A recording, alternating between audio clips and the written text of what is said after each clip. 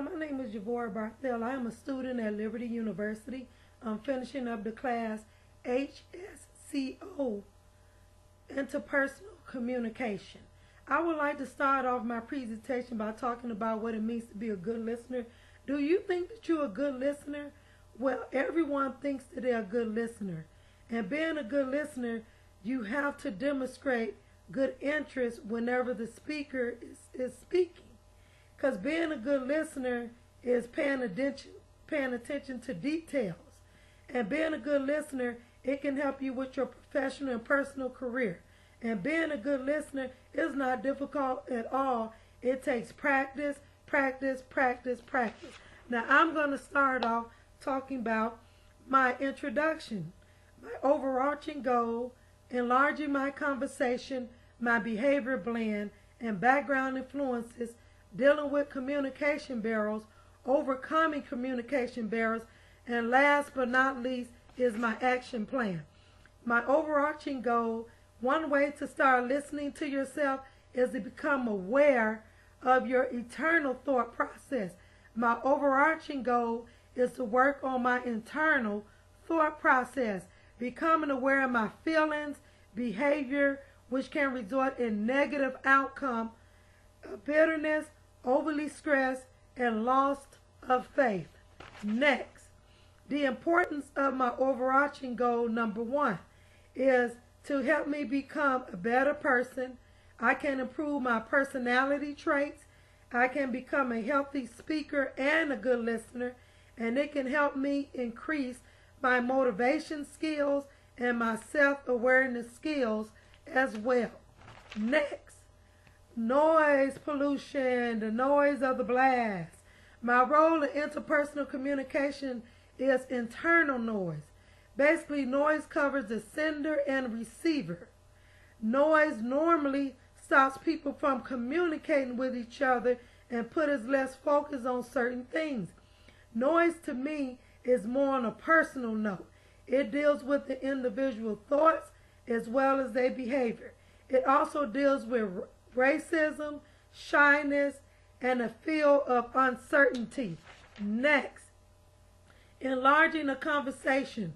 Enlarging the conversation must be an open line communication between the speaker and the listener.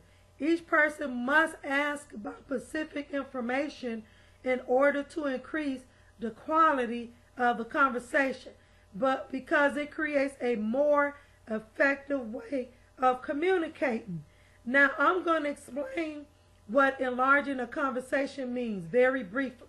We must communicate in a way for people to exchange their feelings, information, meaning through verbal, nonverbal communication. We must learn to communicate because we need to learn to enlarge in our conversation. Interesting, my behavior blend. My behavior blend is illustrated in DISC personality assessment, and Carnell describes 4 types of behavior personalities called DISC, the temperament model of human behavior.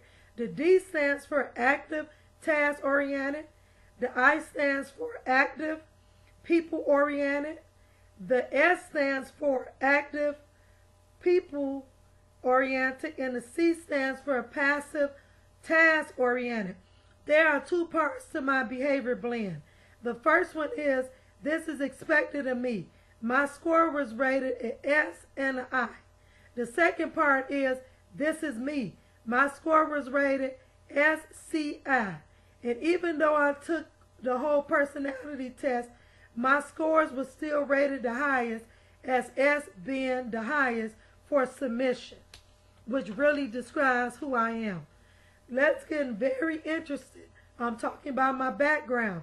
I'm 44 years old, been married for 15 years, born and raised in the Sunshine State, where it gets very sunny, is Florida, a military spouse, raised by both parents, graduated with my bachelor's degree a couple of months ago in interdisciplinary studies, currently enrolled in a master program and will be a graduating senior after March, and I will be receiving my family and marriage counseling master's degree. Next, we're going to talk about my SC blend. Positive aspects is I'm sensitive, submission, loyal, I'm friendly, I'm humble, I'm quite demeanor, outgoing, reserved. Let's get on and talk about my negative aspect. Sometimes I'm too patient and kind. I'm very easygoing, boring and dull, inaccurate, unworthy, crippled by fear, timid and soft-spoken, and not an outspoken person. Next, I'm going to be talking about my next one. I'm going to be talking about is the communication barrels. I have 3 communication barrels I would like to discuss with the audience. The first communication barrel is self-disclosure. Due to openness with others, whenever I'm sharing my personal inner thoughts with another person, it can be rather difficult because a person is not revealing any information to me. I feel alone and left out of the equation. Most of the time when I meet someone new, I go to talking, telling all my information, and the person is telling me very little information about themselves. The way I overcome this obstacle, by what Stewart said, is using the O equals SAT method, because it consists of openness, self-disclosure, and self-awareness. Communication barrier number 2 is resistance, because it is the best interest to avoid words such as I'm stupid, worthless, poor, unreliable, and weak. It's the best way to put more focus on the task at hand than to be focusing on negative words that people may think about you.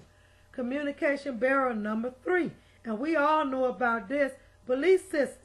The belief system starts from the developmental stage of early childhood, lasting through your adult years.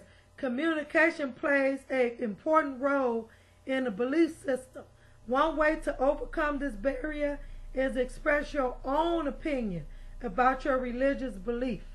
Now, the next thing I'm going to talk about is overcoming my barriers. Number 1, I search for something that I can use. Number 2, I take the initiative. Number 3, I work at listening. Number 4, I focus my attention on certain ideas.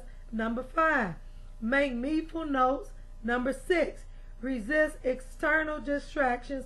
Number 7, I hold my rebuttal. Now, the next thing that I'm going to be discussing with the audience is overcoming my barriers, part 2.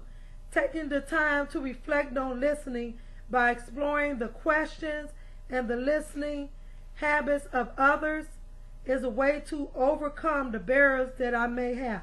Awareness is a vital first step. It's difficult to change something that we're not aware of. Paying attention in a particular way, on purpose, in a present moment, non-judgmental, improves self-knowledge. Next, my action plan.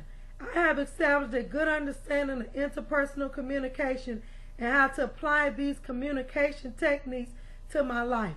I have learned how important it is to become a good listener and a good speaker. I plan to develop and introduce various learning techniques in my spiritual journey, and also I plan to become an excellent listener and speaker. It takes good listening skills to become a better counselor, because it can help me make better choices with the clients that I will be counseling. And it is important to understand who God is and the real meaning behind His powerful word. Now, I would like to share something else here with you. Is about, in conclusion, I have learned many things from this course so far. I enjoyed learning about the different communication barriers and how to overcome these obstacles. Also, I learned the value of communication, balancing listening while talking to another person almost stops hearing. Listening to the person comes enough to hear again. And you can ask anybody from after this video, do you think I'm a good listener? And apply all this information that I presented you to in the presentation to your real life. Thank you.